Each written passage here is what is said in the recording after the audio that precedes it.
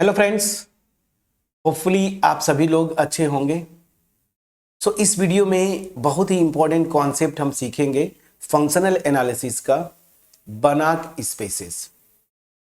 अगर इस टॉपिक की बात बोले आप अगर होम एग्जाम्स में हैं तो अगर होम एग्जाम्स के लिए प्रिपरेशन कर रहे हैं तो आप देखेंगे जो भी पीछे की वीडियोस में हमने नॉन लीनियर स्पेसेस के एग्जांपल्स देखे, उनको प्रूव करने को आता है कि ये प्रूव करो कि ये बनाक स्पेस है या फिर बनाक स्पेस नहीं है। ठीक है। और अगर आप गेट या फिर कंपैरेटिव एग्जाम्स की प्रिपरेशन कर रहे हैं तो ये टॉपिक बहुत ही इंपॉर्टेंट हो जाता है, क्योंकि आगे जो इंपॉर्टेंट थ्योरम्स हैं वहां पे बनाक स्पेसेस का यूज होता है। ठीक है, तो एक इंपॉर्टेंट टॉपिक है ये। तो इस वीडियो में इन तक बने रहिएगा। इस वीडियो में बनाक स्पेसेस के डिफिनीशन, एग्जाम्पल्स, जितने भी नॉन लीनियर स्पेसेस हमने पीछे किए उसमें से कौन बनाक स्पेस होगा कौन नहीं होगा, डिटेल में करेंगे। वीडियो में इन तक बने रहिएगा। अगर मेरा एफर्ट आपके पास पहुंचेगा, वीडियो को लाइक करिएगा, फ्रेंड्स के साथ शेयर करिए, चैनल पे नए होंगे सब्सक्राइब जरूर करिएगा, बेल आइकन जरूर क्लिक करके रखें ताकि कोई भी अपडेट आपके पास पहुंचता रहे। ठीक है, अब स्टार्ट करते हैं बनाक स्पेसेस। देखिए बनाक स्पेस होता क्या है। बेसिकली जो नॉन लीनियर स्पेस आपने सीखा, डिफिनीशन, उसके एग्जांपल्स, तो उसी नॉन लीनियर स्पेस को हम बनाक स्पेस बोलते हैं। लेकिन जब वो नॉन लीनियर स्पेस कुछ कंडीशन को सेटिस्फाई करता है, क्या करता है समझते हैं। देखिए अगर ये मेरा एक नॉन लीनियर स्पेस है, ये ठीक है ना, तो ऑब्वियस ही बात है ये अगर नॉन लीनियर स्पेस है तो x जो होगा सबसे पहले वो एक वेक्टर स्पेस फॉर्म करेगा ओवर द फील्ड ऑफ, मैं यहां पे या तो फील्ड ऑफ रियल नंबर्स होंगी या तो फील्ड ऑफ कॉम्प्लेक्स नंबर्स ना। तो मैं जनरल ऐसे लिखा था कि x is a vector space over the field k जो है फील्ड वो या तो फील्ड ऑफ रियल नंबर्स होंगी या तो फील्ड ऑफ कॉम्प्लेक्स नंबर्स। ये वेक्टर स्पेस है, उस पे ये नॉर्म है। ठीक, तो बनाक स्पेस क्या होता है, इसी नॉन लीनियर स्पेस को मैं बोलूंगा बनाक स्पेस है। कब? जब एज अ मेट्रिक स्पेस, फिर से यही सेम वेक्टर स्पेस जो लिया है, तो अगर x है तो एज अ मेट्रिक स्पेस ना, अगर ये कंप्लीट हो जाए, क्या हो जाए, कंप्लीट हो जाए। अब आप बोलेंगे कि सर कंप्लीट हो जाए, ठीक है, तो यहां पे मेट्रिक ये जो आप बोल रहे हैं ये तो नॉन लीनियर स्पेस है, तो ये मेट्रिक स्पेस कैसे हो गया। ठीक है, यही मेन कॉन्सेप्ट है जो मुझे आपको एक्सप्लेन करना है। तो सबसे पहले यहां पे आते हैं कंप्लीट मेट्रिक स्पेसेस। तो मेट्रिक स्पेस पे मैंने डिटेल में वीडियोस बना रखी हैं, ठीक है ना। एनईपी मेरे ख्याल से 4th या 5th सेम में आप जाके डिटेल में देखिएगा वहां पे, तो कंप्लीट मेट्रिक स्पेस वगैरह, एक्चुअली पूरी मेट्रिक स्पेस का मैंने कॉन्सेप्ट वहां पे डिस्कस किया है ज्यादातर। तो मेट्रिक स्पेस को कंप्लीट कब बोलते हैं, ठीक है ना, जब इस मेट्रिक स्पेस में कोई भी कुशी सीक्वेंस लेते हैं ना वो कन्वर्ज कर जाए। इस मेट्रिक स्पेस में कोई भी कुशी सीक्वेंस अगर लें, अगर वो कन्वर्ज कर जाती है तो ऐसे मेट्रिक स्पेस को हम क्या बोलते हैं, कंप्लीट मेट्रिक स्पेस। तो डेफिनेशन एक बार रिकॉल कर लिया, डिटेल जाके देखना है तो आप मेट्रिक स्पेस की वीडियोस जो है हमारी पड़ी हुई हैं, वहां पे आप जाके डिटेल में देख सकते हैं। तो अब आपका जो मेन कंसर्न होगा कि सर ठीक है ये तो नॉन लीनियर स्पेस है, अब इसको आप मेट्रिक स्पेस बोल रहे हैं, तो मेट्रिक स्पेस अगर बोल रहे हैं तो मतलब डी जो है मेट्रिक फंक्शन है या डिस्टेंस फंक्शन है। ठीक है, तो ये कहां से आ गया, तो चलिए इस पे मैं डिटेल में चलता हूं। सीधी सी बात है, अगर यहां पे ध्यान दीजिए, अगर ये नॉर्म है तो नॉर्म जो मेरी मैपिंग होती है, डिफिनीशन मैंने आपको बताया था, ये x टू r होता है। ठीक, और अगर मैं बोल रहा हूं सेम वेक्टर स्पेस जो है एज अ सेट ये मेट्रिक स्पेस फॉर्म कर देता है, तो ऑब्वियस सी बात है अगर डी यहां पे मेट्रिक है तो मेट्रिक जो होता है वो फंक्शन होता है x cross x to r। अब इसमें फर्क क्या है दोनों में, नॉर्म में जो नॉर्म एक फंक्शन है वो क्या करेगा, x के सिंगल एलिमेंट पे ऑपरेट होता है। आप जब भी देखेंगे आप ऐसे लिखते हैं नॉर्म ऑफ x। और ये जो d की मैं बात बोल रहा हूं, अगर ये d मेट्रिक है या डिस्टेंस फंक्शन है इसी सेम सेट x पे, तो ये x के दो एलिमेंट्स पे ऑपरेट होता है, और वो भी आपने किया है क्योंकि ये डिस्टेंस मेजर करता है, तो ये दो एलिमेंट्स पे ऑपरेट होगा। Clear. So norm operates on single element of X and metric D operates on two elements of the same set X। ठीक है, तो पहली चीज तो ये हुआ कि नॉर्म और मेट्रिक का मैंने थोड़ा सा जो डेफिनेशन है उसको मतलब एज ए मैपिंग मैंने आपको विजुअलाइज करने की कोशिश किया। तो ध्यान दीजिए, यहां पे जो मेट्रिक है ना, आपको टेंशन नहीं लेना है। ये जो नॉर्म है ना, यही क्या करता है, इस पे मेट्रिक जो डी है ना, ये जो मैं बोल रहा हूं डिस्टेंस फंक्शन या मेट्रिक, इसको इंड्यूस करता है। इंड्यूस करना मतलब क्या होता है कि नॉर्म जो है मेट्रिक दे देता है, ऐसे आप समझे। कैसे करेगा तो समझिए। अब अगर ये वेक्टर स्पेस है, इसका कोई भी दो एलिमेंट्स लिया मैंने, ठीक है, तो इनके बीच का डिस्टेंस अगर निकालना है तो डी ऑफ एक्स वाई ऐसे लिखते हैं ना। ये क्या होगा, देखिए रियल नंबर होगा। नॉर्म का भी जो रेंज सेट या कोडोमेन सेट है वो भी सेट ऑफ रियल नंबर्स है। तो करता क्या है, ये जो नॉर्म है ना, ये मेट्रिक इंड्यूस करता है। कैसे, दो एलिमेंट्स, कोई भी दो एलिमेंट्स जो आप ले रहे हैं एक्स का, उनके बीच का डिस्टेंस मेजर करना चाहते हैं तो आप करेंगे क्या, सीधे सीधे norm of x minus y निकाल लीजिए। तो हुआ क्या, डिस्टेंस फंक्शन दो एलिमेंट्स पे लगता है, नॉर्म सिंगल एलिमेंट पे लगता है। मैंने इस तरीके से ये डिफाइन कर दिया कि डिस्टेंस दो एलिमेंट के बीच का यहां पे मेजर कर रहा है, और नॉर्म देखिए ये सिंगल एलिमेंट हो गया एक्स माइनस वाई।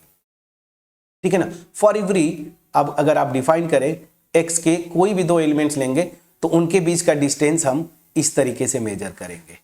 ठीक, अब आपका होमवर्क क्या होगा कि अगर मैंने ऐसे डिफाइन कर दिया सेम सेट पे ये इस तरीके से मेट्रिक ना, तो आपका होमवर्क होगा कि ये मेट्रिक होगा, मतलब ये मैपिंग डिफाइन किया तो ये मेट्रिक होगा। मेट्रिक की जो प्रॉपर्टीज थी वो सेटिस्फाइड होंगी, बिल्कुल होंगी। ठीक है, तो क्या हुआ, ये मेरा नॉर्म लीनियर स्पेस है, ठीक है ना। तो यहां पे जो नॉर्म है ना, वो क्या कर रहा है, सेम सेट पे एक मेट्रिक को इंड्यूस कर रहा है। इंड्यूस करना मतलब ऐसे बोलिए कि डिफाइन कर रहा है।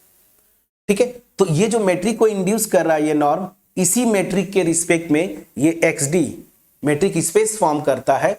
अब जब मेट्रिक आ गया यहां पे, ये मेट्रिक स्पेस हो गया, तो ये कंप्लीट है कि नहीं इसकी बात कर सकते हैं। तो इस मेट्रिक के रिस्पेक्ट में अगर ये कंप्लीट हो जाता है, मतलब every Cauchy sequence converges in this metric space, then we say that this non linear space is a Banach space. तब मैं बोलूंगा कि उस केस में ये जो नॉन लीनियर स्पेस है वो बनाक स्पेस हो गया। अब मैंने डिटेल में जितना डेप्थ जाके आपको विजुलाइज करवा सकता था मैंने किया। अब एग्जांपल्स की तरफ चलेंगे। जो भी चीजें मैंने आपको यहाँ पे कॉन्सेप्चुअली बताया उसको मैंने आपके नोट्स के पॉइंट ऑफ व्यू से लिखा है। सिंपल सा जो डिफिनीशन बनाक स्पेस का होगा, a non linear space this over the field K is said to be a Banach space if X is a complete metric space under the metric D induced by the norm on X। Here जो metric की मैं बात कर रहा हूं वो इस definition से आता है, वही मैंने आपको एक्सप्लेन किया। तो अगर आपको डिफिनीशन पूछे बनाक स्पेस का तो आप यही डिफिनीशन एग्जाम में लिख देंगे। अदरवाइज कॉन्सेप्चुअली आपको समझना है। अगर आपका टारगेट गेट है तो फिर आपका बस कॉन्सेप्ट बनाना है कि हाँ ये डिफिनीशन है।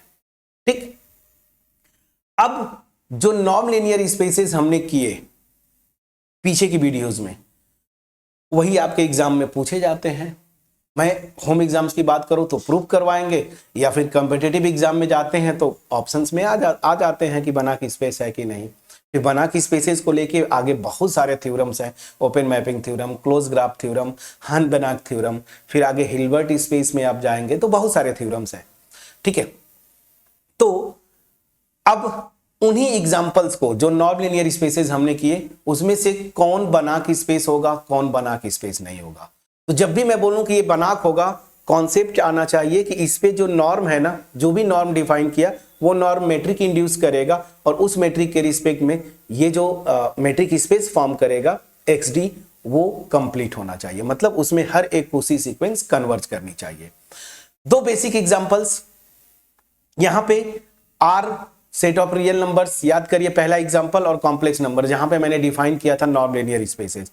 यहां पे जो नॉर्म था कोई भी रियल नंबर लूंगा मॉड एक्स, और यहां पे जो नॉर्म था कोई भी कॉम्प्लेक्स नंबर लेंगे जेड, तो ये क्या था मॉड जेड। मॉड जेड मतलब अंडर रूट ए स्क्वायर प्लस बी स्क्वायर, जहां पे जेड को मैं क्या ले रहा हूं, एक कॉम्प्लेक्स नंबर है ए प्लस आई बी। ये नॉर्म डिफाइन किया था दोनों में, और ये पहले से भी आपको पता है कि ये दोनों जो है ना as a metric space, usual metric हम लोग कर किए हैं ना मेट्रिक स्पेसेस में, तो यही तो है ये। अगर देखेंगे तो ये क्या करेगा, ये जो नॉर्म है ना यही यूजुअल मेट्रिक इंड्यूस करेगा, यहाँ पे सेम वही सेंस होगा। तो ये दोनों क्या होते हैं, कंप्लीट होते हैं, मतलब इसमें हर एक पूसी सीक्वेंस कन्वर्ज करती है। तो ये दोनों नॉन लीनियर स्पेसेस क्या होते हैं, बनाक स्पेसेस होते हैं। ये रिजल्ट भी आपको याद करना है, ठीक है। चलिए बेसिक एग्जांपल हो गया। मेरा मेन इशू ये है, ये देखिए एलपी स्पेस। एलपी स्पेस क्या था, LP space p summable sequences of complex numbers का कलेक्शन था, ठीक है ना। वीडियो फिर से जाके देखिएगा, p summable sequence of complex number पे एलपी स्पेस जो मैंने डिफाइन किया था डिटेल में। तो यहां पे पी को मैं इस रेंज में लेता था, ठीक है ना, तो उस केस में ये एलपी में लिखता था। हालांकि मैंने एक साथ लिख दिया, यहां देखिए इक्वल टू इंफिनिटी। इंफिनिटी के केस में हम क्या लेते थे, ये एल इंफिनिटी। ये क्या था, bounded sequences of complex numbers का कलेक्शन। यहां पे जो नॉर्म था सुप्रीमम नॉर्म था, याद करिए, यहां पे सुप्रीमम नॉर्म था, याद करिए क्या था, सुप्रीमम। अगर कोई भी वेक्टर यहां पे लेता हूं, वेक्टर मतलब वो कॉम्प्लेक्स नंबर्स की सीक्वेंसेस होगी, bounded sequence, n greater than और equal to 1 mod of xn। Norm इस l इंफिनिटी पे ये था, और lp पे आपको पता है ये वाला था मॉड xn p, ठीक है ना, n इक्वल टू 1 से इंफिनिटी और फिर होल रेज के पावर 1/p। ये नॉर्म था, इसको हम बोलते थे p नॉर्म ना, p नॉर्म। तो यहां पे ये इस केस में ये एलपी स्पेस और l equal to p equal to infinity ले लिया, मैं एक ही साथ ले लिया दोनों। तो p summable sequences of complex number और ये जो है bounded sequences of complex numbers, ये जो रिस्पेक्टिव यहां पे जो नॉर्म्स होते हैं ना उसके रिस्पेक्ट में ये दोनों LP और L इंफिनिटी, ये दोनों जो है ना बनाक स्पेसेस होते हैं। ये एग्जांपल आपको याद रखना है, भर भर के क्वेश्चंस गेट में पूछते हैं, कोई कंपिटिटिव एग्जाम हो, ये स्पेस बड़ा इंपॉर्टेंट है, ठीक है ना। पर्टिकुलरली ये जो पी समेबल में स्क्वायर समेबल आप देखेंगे भर भर के गेट में क्वेश्चंस बनते हैं। स्क्वायर समेबल पे ज्यादातर क्वेश्चन आते हैं, कभी कभी एब्सोल्युटली समेबल पे आ जाता है। तो ये किसी भी पी के लिए ये जो एलपी स्पेस है और पी इक्वल टू इंफिनिटी मतलब ये L infinity, bounded sequences of complex number, ये दोनों बनाक स्पेसेस होते हैं जो मैंने नॉर्म यहाँ पे डिफाइन किया था वहां पे, और यहाँ पे हालांकि मैंने रिकॉल भी कर दिया। तो ये भी बनाक स्पेसेस होते हैं। चलिए ठीक है, C0 याद है क्या था, C जो था वो convergent sequences of complex numbers का कलेक्शन, C00 ये भी convergent sequences of complex numbers का कलेक्शन, लेकिन उन्हीं कन्वर्जेंट सीक्वेंसेस का कलेक्शन जो कि 0 पे कन्वर्ज करती हैं। इन दोनों पे जो नॉर्म डिफाइन किया था, अगर मैं एक सीक्वेंस ले लेता हूं ये n इक्वल टू 1 से इंफिनिटी कॉम्प्लेक्स नंबर्स की, ठीक है ना, ये रिस्पेक्टिव, अब यहां पे लेंगे तो ये कन्वर्जेंट होगी, और यहां का एलिमेंट लेंगे तो ये कन्वर्जेंट सीक्वेंस होगी जो कि 0 पे कन्वर्ज करेगी। तो दोनों के लिए आप रिस्पेक्टिव आप समझ जाएंगे। तो अगर एक एलिमेंट लेता हूं और दोनों में, दोनों स्पेसेस में जो मैंने नॉर्म डिफाइन किया था, सुप्रीमम नॉर्म था, याद करिए सुप्रीमम नॉर्म था, सुप्रीमम n ग्रेटर देन और इक्वल टू 1 मॉड xn ना, दोनों यहां पे इन दोनों स्पेसेस पे नॉर्म ये था। तो इस नॉर्म के रिस्पेक्ट में ये दोनों स्पेसेस जो होते हैं मतलब नॉर्म लीनियर स्पेसेस बनाक स्पेस होंगी। मतलब ये जो करस्पॉन्डिंग नॉर्म्स हैं वो जो मेट्रिक इंड्यूस करेंगे उस मेट्रिक के रिस्पेक्ट में, चाहे मैं ये लूं, ये एलपी वाला लूं, सी लूं, C0, ये क्या करते हैं, बनाक स्पेसेस फॉर्म करते हैं, मतलब एज अ मेट्रिक स्पेस ये कंप्लीट होते हैं। क्लियर। यही पे एक दूसरा एग्जांपल था C0 और याद करिए ये था C00। इसमें क्या था, वो कॉम्प्लेक्स नंबर की सीक्वेंसेस जिसमें फाइनाइट टर्म्स ही नॉन जीरो होंगे, बाकी सबके सब जीरो होंगे। इस पे दो नॉर्म डिफाइन किया था, एक पी नॉर्म डिफाइन किया था, याद करिए, और दूसरा जो है सुप्रीमम नॉर्म। अब इस स्पेस पे, इस नॉर्म लीनियर स्पेस में चाहे ये नॉर्म लीजिए चाहे ये नॉर्म लीजिए, ये दोनों जो भी मैट्रिक इंड्यूस करेंगे ना उनके रिस्पेक्ट में ये बनाक स्पेस नहीं होता है। तो ये रिजल्ट याद रखिए, C00 कोई भी नॉर्म इस पे डिफाइन जो हमने किया था ये किसी के रिस्पेक्ट में ये बनाक स्पेस नहीं होता है। तो पहला एग्जांपल ऐसा आया जो कि बनाक स्पेस नहीं होता है। तो the space C00 is not a Banach space under any norm, मतलब चाहे आप पी नॉर्म लीजिए चाहे सुप्रीम, देखिए एक ही साथ मैंने लिख दिया, चाहे आप पी नॉर्म, ये पी इस रेंज में आता है, ठीक है, और इंफिनिटी अगर आप लेते हैं मतलब ये सुप्रीमम नॉर्म, तो दोनों को एक साथ मैंने लिख दिया। तो किसी भी नॉर्म के रिस्पेक्ट में ये बनाक स्पेस नहीं होता C00। तो याद रखिए इस पे गेट में क्वेश्चंस बने हैं, और जब नॉर्म निकलवाते हैं बाउंडेड लीनियर ट्रांसफॉर्मेशंस का, यहाँ पे बड़ा केयरफुल होना पड़ता है। आगे जाके लोग रिज रिप्रेजेंटेशन थ्योरम से इस बाउंडेड लीनियर ट्रांसफॉर्मेशन का नॉर्म निकालते हैं, और मैंने देखा है कई लोगों को कि वो वहाँ पे भी रिज रिप्रेजेंटेशन थ्योरम लगा देते हैं, लेकिन ऐसे स्पेसेस पे कभी मत लगाइए, ठीक है ना, क्योंकि वो हिल्बर्ट स्पेस पे रिज रिप्रेजेंटेशन थ्योरम है, तो ये चीज ध्यान रखना है। एनीवेज ये बना की स्पेस नहीं होता। क्लियर। अब लास्ट जो स्पेस था याद रखिए, continuous complex valued continuous functions का कलेक्शन, याद करिए on closed interval A B. यहां पे भी दो नॉर्म्स मैंने डिफाइन किया था, सुप्रीमम नॉर्म, सुप्रीमम नॉर्म याद करिए वो इस तरह से था, यहां का कोई फंक्शन अगर एफ लेते हैं तो सुप्रीमम नॉर्म जो था, ठीक है, वो क्या था, supremum x belongs to closed interval A B, ठीक है, और यहां पे मॉड एफ एक्स ना, ये था सुप्रीमम नॉर्म। और पी नॉर्म भी यही से था, याद करिए a to b f mod f x के पावर पी डी एक्स और होल रेस के पावर 1/p, तो यहां पे भी पी नॉर्म्स हुआ करता था। दोनों दो नॉर्म्स हमने डिफाइन किया था, एक पी नॉर्म और एक सुप्रीमम नॉर्म, एक पी नॉर्म था और दूसरा सुप्रीमम नॉर्म। ये बड़ा इंटरेस्टिंग रिजल्ट है। ये जो स्पेस है ना कॉन्टिन्यूअस फंक्शन वाला, सुप्रीमम नॉर्म के रिस्पेक्ट में बना की स्पेस होता है, बड़ा इंटरेस्टिंग है। सुप्रीमम नॉर्म के रिस्पेक्ट में बना की स्पेस होता है, लेकिन पी नॉर्म के रिस्पेक्ट में ये बना की स्पेस नहीं होता। मैंने एक पर्टिकुलर यहां पे ले लिया, पी को 1 लेके मैंने बताया कि ये बनाक नहीं होता है। और भी पी के लिए आप देखेंगे तो ये बना की स्पेस नहीं होता, तो ये सुप्रीमम नॉर्म के रिस्पेक्ट में ये बना की स्पेस होता है। इसका प्रूफ जो मैं रियल एनालिसिस की मेरी फेवरेट बुक है, मैं सबको बोलता हूं, AC Malik and Savita Arora ma'am की जो बुक है ना मैथमेटिकल एनालिसिस, उसमें इसका प्रूफ आपको मिल जाएगा। कंप्लीट मेट्रिक स्पेस वाले में आप जाएंगे तो, ठीक है। एनीवेज, या तो फिर फंक्शनल की मैंने बुक बता के रखी है, पीबी लिमाय सर की, और भी बुक्स हैं, वहां पे भी आप जाके देख सकते हैं। तो याद रखिएगा यहाँ पे सुप्रीमम नॉर्म के रिस्पेक्ट में ये जो कॉन्टिन्यूअस फंक्शन वाला नॉन लीनियर स्पेस है ये बनाक होता है, पी नॉर्म के रिस्पेक्ट में नहीं होता। मैंने पी को पर्टिकुलरली 1 ले लिया, तो इसके रिस्पेक्ट में ये बनाक नहीं होता, ठीक। तो कंप्लीट मैंने कॉन्सेप्ट दिया बनाक स्पेस का, जो डेफिनेशन और जो इंपॉर्टेंट नॉर्म लीनियर स्पेसेस हैं उसमें से कौन बनाक होगा, जो रिस्पेक्टिव नॉर्म्स हमने डिफाइन किए थे लास्ट वीडियोस में।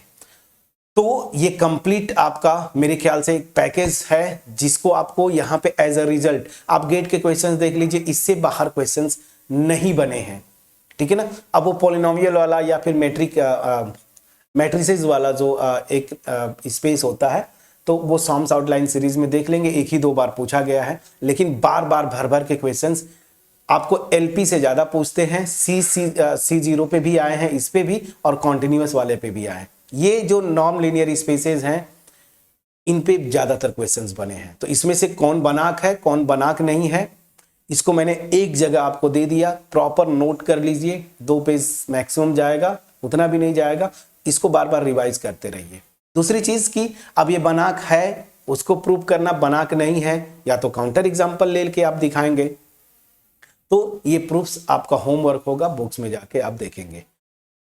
तो मेरा जो मोटिव था बनाक स्पेस का डेफिनेशन, और जो इंपॉर्टेंट नॉन लीनियर स्पेसेस हैं उसमें से कुछ बनाक होते हैं कुछ बनाक नहीं होते, आपके सामने प्रेजेंट करना। ये इंपॉर्टेंट एग्जाम्पल्स थे, बनाक स्पेस हैं या नहीं है उनके, इनको जरूर दिमाग में रखेंगे, ये याद होना चाहिए, तभी इफेक्टिवली आप गेट या फिर और बड़े एग्जाम्स में आप अप्लाई कर पाएंगे, ठीक है। तो चलिए, अगर मेरा एफर्ट आपके पास पहुंच पाया हो, वीडियो को जरूर लाइक करिएगा, फ्रेंड्स के साथ शेयर करिए, चैनल पे नए हैं जरूर सब्सक्राइब करिएगा। नेक्स्ट, बाउंडेड लीनियर ट्रांसफॉर्मेशन, एक और इंपॉर्टेंट कॉन्सेप्ट, गेट में भर भर के क्वेश्चंस आए हुए हैं किसी भी बाउंडेड लीनियर ट्रांसफॉर्मेशन के नॉर्म का, ठीक है ना। इवन बाउंडेड लीनियर ट्रांसफॉर्मेशन होगा कि नहीं होगा ऑप्शंस में बने हैं, ठीक है। तो नेक्स्ट, बाउंडेड लीनियर ट्रांसफॉर्मेशन। मेरा एफर्ट अगर पहुंचे, मैं जरूर सुनना चाहूंगा। कमेंट सेक्शन में जरूर आप कमेंट करें। थोड़ी सी कमी आपकी तरफ से रह जाती है, आप कम्युनिकेट नहीं करते। वीडियो अच्छी लगी तो भी मुझे लेट मी नो कि मेरा एफर्ट आपके पास पहुंचा कि नहीं। और अगर आप डिसएग्री करते हैं, डिससेटिस्फाइड है, तब भी मुझे पता होना चाहिए। कम्युनिकेट जरूर करें। Thank you.